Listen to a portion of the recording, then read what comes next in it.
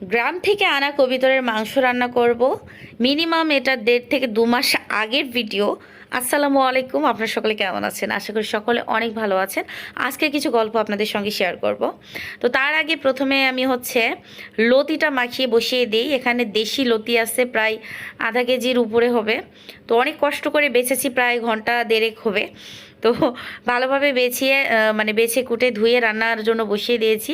এখানে অনেকটা পেঁয়াজ, কাঁচা মরিচ, ঝাল, লবণ, হলুদ, তেল, বাটা মশলা তো দিয়ে দেওয়ার পর হাতের সাহায্যে বেশ চটকে চটকে ভালোভাবে মাখিয়ে নিব।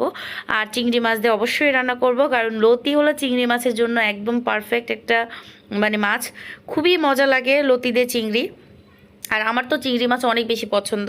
যারা আমার রেগুলারলি ভিডিও দেখে শুরু থেকে শেষ পর্যন্ত এখনও পর্যন্ত আছেন, তারা জানে মিনিমাম আমার বাসায় 2-1 দিন বাদে বাদেই চিংড়ি মাছ রান্না হয়।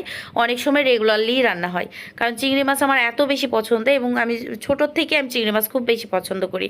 আমার আব্বা বাজারে চিংড়ি মাছ দেখলে এত এত চিংড়ি মাছ নিয়ে আসতো, শুধু আম্মু পেঁয়াজ দিয়ে ভাজি করতো লাল লাল করে। আমার খুবই ভালো লাগতো। তখন দিনে আমি 3 থেকে 4 বার, 3 বার তো রেগুলারলি গ্রামে মানুষ 3 বার ভাত খাই, বাট আমি 4-5 বার খেয়ে ফেলতাম। ছোটোবেলার কথা বলতেছি এটা। তো এরকম আর কি, আমার এত বেশি পছন্দ ছিল। তো খুব সুন্দরভাবে এটা একদম পোড়া পোড়া করে রান্না করে নিয়েছে। আর এতটা মজা ছিল, বিশ্বাস করবেন না।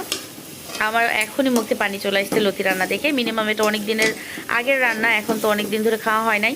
আমার গলার সমস্যার জন্য আমি ভিডিওতে ভয়েস দিতে পারি নাই। জাস্ট একদিনে বসছি, একদিনে অনেকটা ভিডিওতে ভয়েস দিয়ে নিয়েছি। তো মিউজিক ইউজ করতেছি, আমার লাইসেন্স আছে, আমার কোনো সমস্যা নেই, কপিরাইট আসবে না। কিন্তু মিউজিক আমার ভিডিওর সঙ্গে কোনটা সেট খাবে এটা সিলেক্ট বাঁচতে বাঁচতে আমার ভিডিওতে মিউজিক দেওয়ার ইচ্ছা হারিয়ে গেছে। পরে এই আধা ভাঙা গলা নিয়ে আমি ভিডিওতে ভয়েস দিতে বসে গেছি।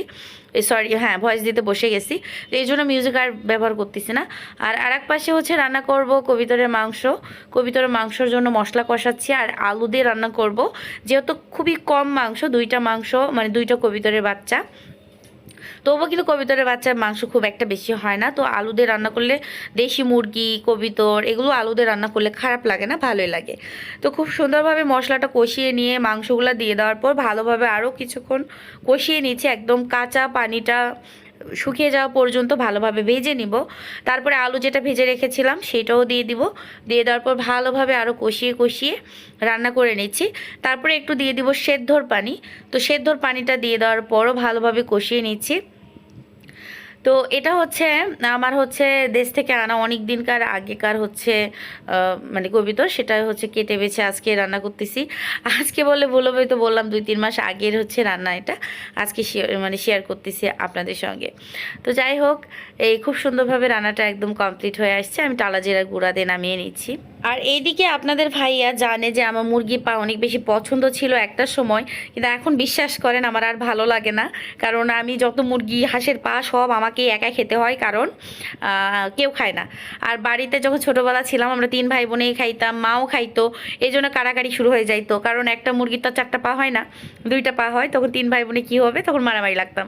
ওই কথা শুনে সে অনেকগুলো পা নিয়ে আসছে, ভুনা করে একাই খেতে হচ্ছে এখন।